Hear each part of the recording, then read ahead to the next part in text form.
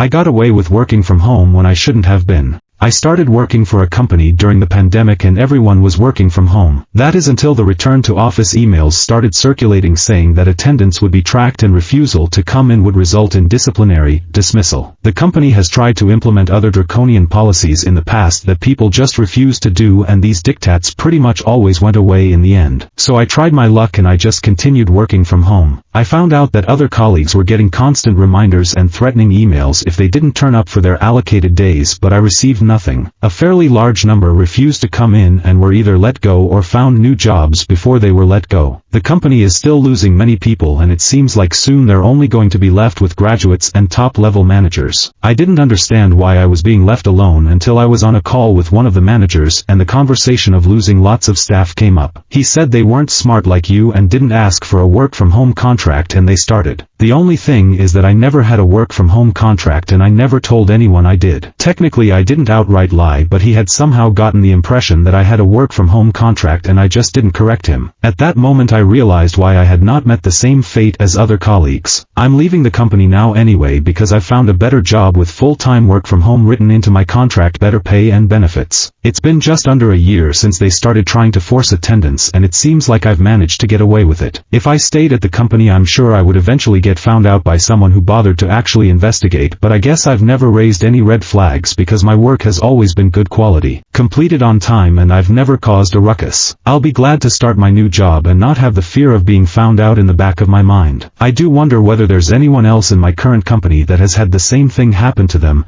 They wouldn't exactly announce it to everyone. Now on to the next story. Story 2.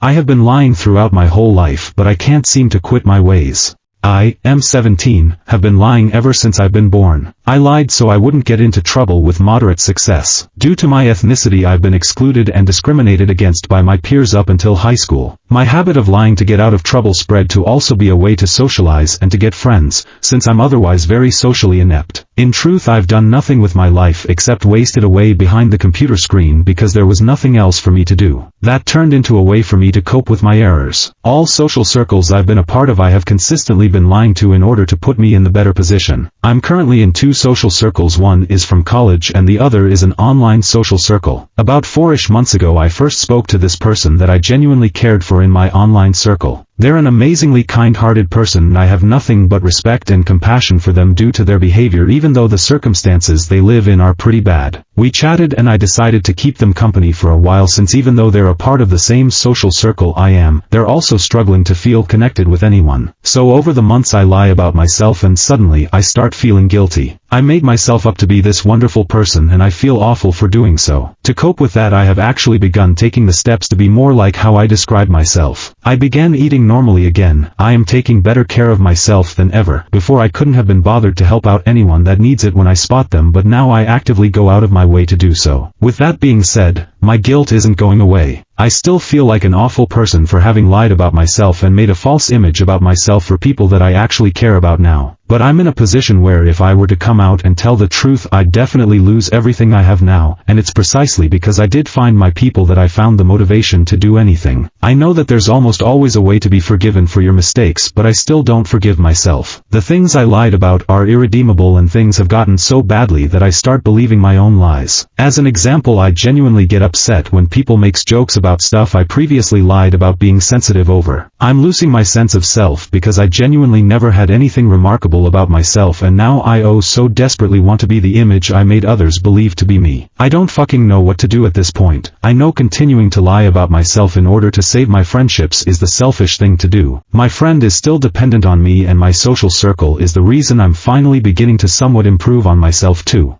Now on to the next story. Story 3. I used to steal money from my parents, not totaling more than $1,000. I moved to a different town than where I originally lived. I moved around March of 2019, so I was 11-ish. When we moved, the stealing stopped. Back in our old place, my siblings and I started taking quarters and minuscule amounts of money from our parents, and after a while, that evolved into more money, like $10 or $20. Wanna hear something funny? My brother would blackmail my sister and I to continue to steal, threatening to tell our parents if we didn't. It was every few weekends for no more than 5 years, so I'm sure it never totaled to more than $1,000. $200. I have never told anyone about this. I needed to let this go. I have promised myself that I will pay my parents for it later in life. Of course, they have no idea what we'd done, I think. My brother never apologized for it. He just acts like a dick still. I hate him. And I hate my sister because even though we both had to go through that, she still sided with him and treats me like shit. Now on to the next story. Story 4.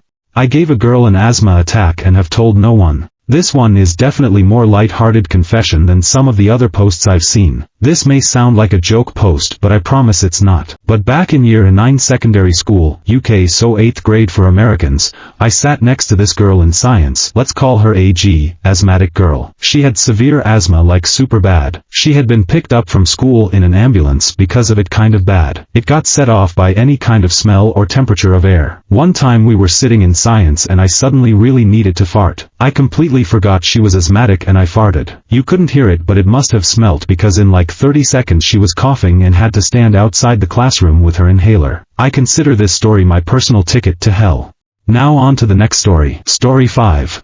I staged a robbery to steal from the store where I work. I work for a chain of 24-hour stores. Some time ago, for obvious reasons, I don't want to say exactly how long, I was working overnights. I hated it. It made me fully nocturnal to the point that the sun actually burned my eyes when I went out during the day. I hated the store, hated my town, and hated all of my coworkers. Because of all this, I was bordering on suicidal, so I would fantasize about just taking the money and leaving for good while I stocked shelves. Did this every night for months, but I knew jail would be worse, so I never did it. Well, one day I was venting to a good friend about how I was feeling, basically telling him a lengthier version of that first paragraph. I figured he would tell me I'm going crazy, and I should quit and find a new job I don't hate so much. Instead, he and I came up with the idea to stage a robbery and take the money together. We took about 2 weeks to plan, and I even called out of one shift so we could hammer out the fine details. The plan was that he would come in wearing a full face mask, long sleeves, and gloves so that you couldn't tell his ethnicity on the cameras. I also knew all of the camera dead spots, so we planned his escape route in such a way he couldn't really be tracked by them. We had the whole thing rehearsed and ready as if we were putting on a play. So the night finally comes, and I had him wait until my coworker went on break so we wouldn't have an extra variable to plan around. He walks in during our deadest time of the night and we start really playing up the whole thing. He's pointing this fake gun in my face, I'm putting my hands up, shaking my head, all that. He has me lead him to the office where he makes me empty the safe for him, then he has me empty the registers for him on his way out. I give him a few minute head start while I pretend to be rattled and catch my breath, pretend I can't stop shaking enough to dial 911, and finally go alert my coworker that we were robbed and I was too freaked out to do it myself. The cops show up and take my statement. I told them he spoke with an accent that he did not. I fed them a lot of false info to take any suspicion away from my friend. My coworker saw nothing from the break room, so he couldn't give any info himself. It's corporate policy to give robbers whatever they want, so I got in no trouble at all. As a matter of fact, they paid me a bonus for handling it so well. They also took me off overnight shifts. Later, I told them I wasn't comfortable here anymore, so I put in for a transfer to the town I'd always wanted to live in. That process got expedited due to the situation. I'm not confessing to get it off my chest so much as I am because I couldn't be happier I did it. My life turned around immediately, and I have never been happier since I was a kid. Used the money to finally start college. A friend and I planned a fake robbery of the store I worked at so we could take the money for ourselves. The company then paid me more and gave me a transfer to my dream city. I still work for the same company at even higher pay, and I'm glad I did it every single day.